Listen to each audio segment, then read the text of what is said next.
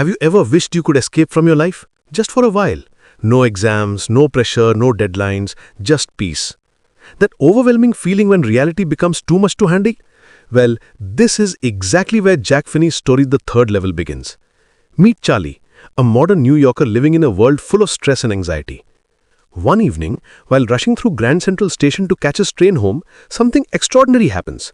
He takes a wrong turn and finds himself on a third level of the station. But here's the thing, Grand Central has only 2 levels. Then what is this third level? Is it real or is it inside Charlie's mind? As Charlie explores this mysterious level, he notices something strange. Everything looks old-fashioned. The information booth is made of wood and brass, not modern steel. People are dressed in clothes from decades ago. The newspapers cost just 3 cents, and the currency looks completely different. Charlie has not traveled through space. He has traveled through time. Or at least he believes so. The year on this third level is 1894. Why 1894? Because it represents a simpler, stress-free world, a time before wars, insecurity, and psychological pressure. It's a world where life moved slowly, where people had time to breathe, where happiness wasn't constantly threatened by deadlines and expectations. Charlie becomes obsessed with returning to this peaceful world. He wants to buy tickets to Galesburg, Illinois, a small town that represents everything calm and beautiful about the past.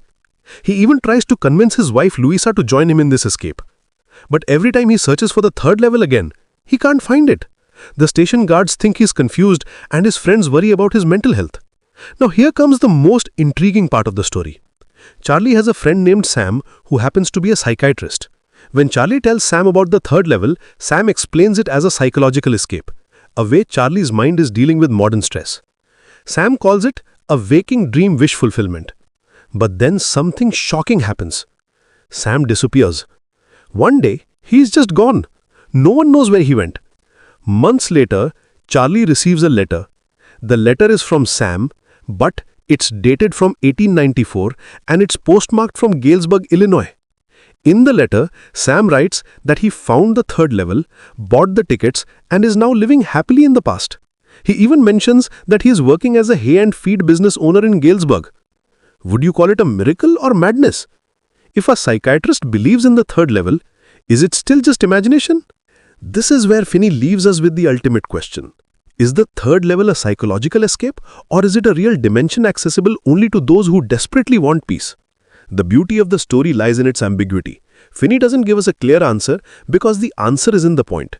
The third level is not just a place. It is a symbol of our desire to run away from harsh realities. It represents the human mind's incredible ability to create refuge when life becomes overwhelming. Think about it. When we are stressed, don't we all dream of simpler times?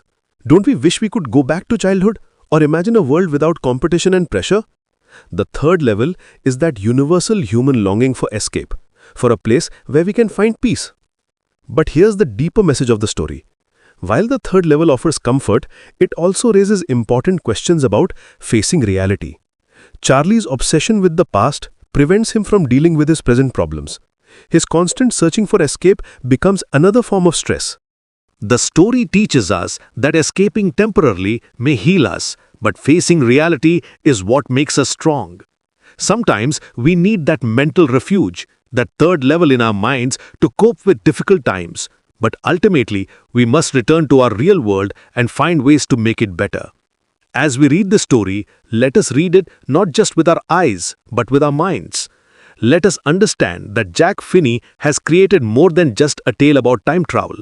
He has given us a mirror to examine our own desires for escape and our relationship with the pressures of modern life.